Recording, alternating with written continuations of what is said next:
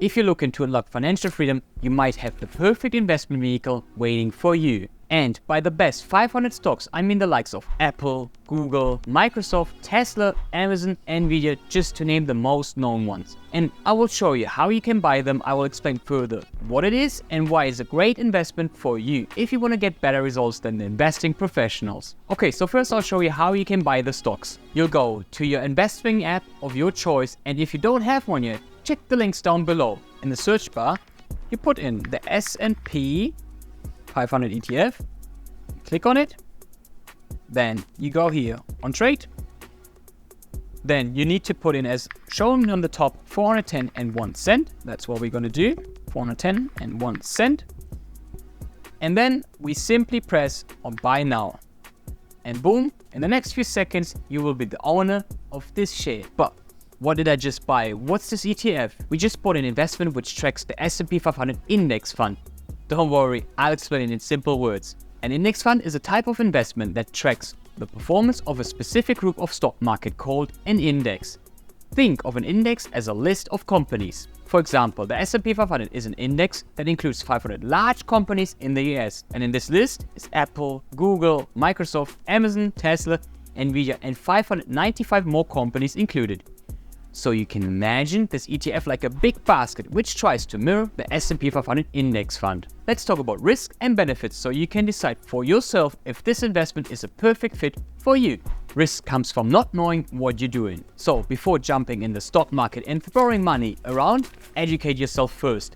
The same goes for every other investment vehicle there, like crypto or real estate. If you work in a specific industry, you can use this for your benefit, and it will help you making better investment choices in this sector. Next, the stock market is very volatile, means the price can swing a lot.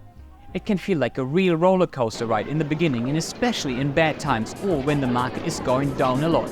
Wall Street calls it a market crash, but don't panic sell your investment.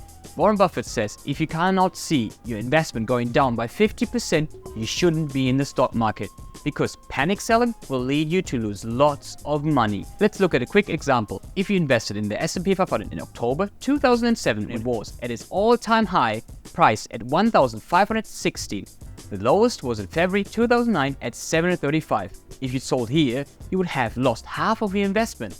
But in March 2013, the price was already higher than in October 2007, and today it is at $4,300. Same goes for FOMO, fear of missing out. I know some people who made lots of quick money during the GameStop rally, or we all know the guys who became rich through crypto investing.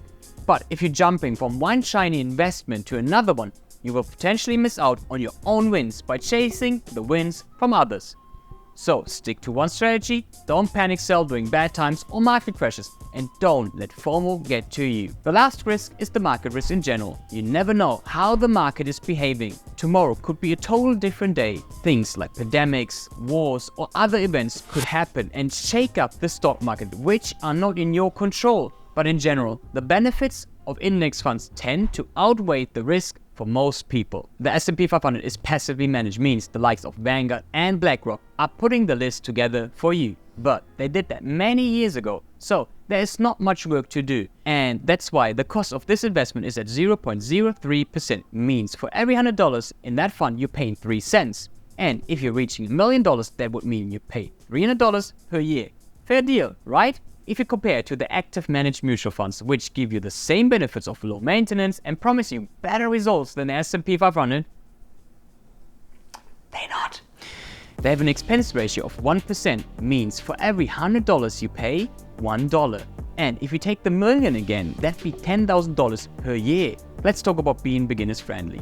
If you want to start investing, you're probably like me, totally overwhelmed by the amount of stocks there are out there. There are around 60,000 stocks out there.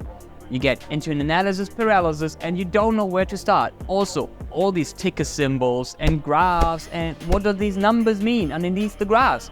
And time goes on, and it has been 6 months or longer, and you still haven't invested yet, and FOMO is getting bigger and bigger. I get it. Don't stress over picking the winners and pick the 500 biggest US stocks at the same time, and don't make any rash decisions. Because according to a study from 2014, the average investor annual return is at 2.6% with all the types of investors included. Means the newbies like you, the Wall Street professionals, and the unicorns like Warren Buffett. When asking the experienced investors, they always tell you to diversify, means to invest in different industries and sectors. You do that to minimize the risk. Let's look at the pandemic we had as example. Most companies didn't produce as usual, means their value is going down.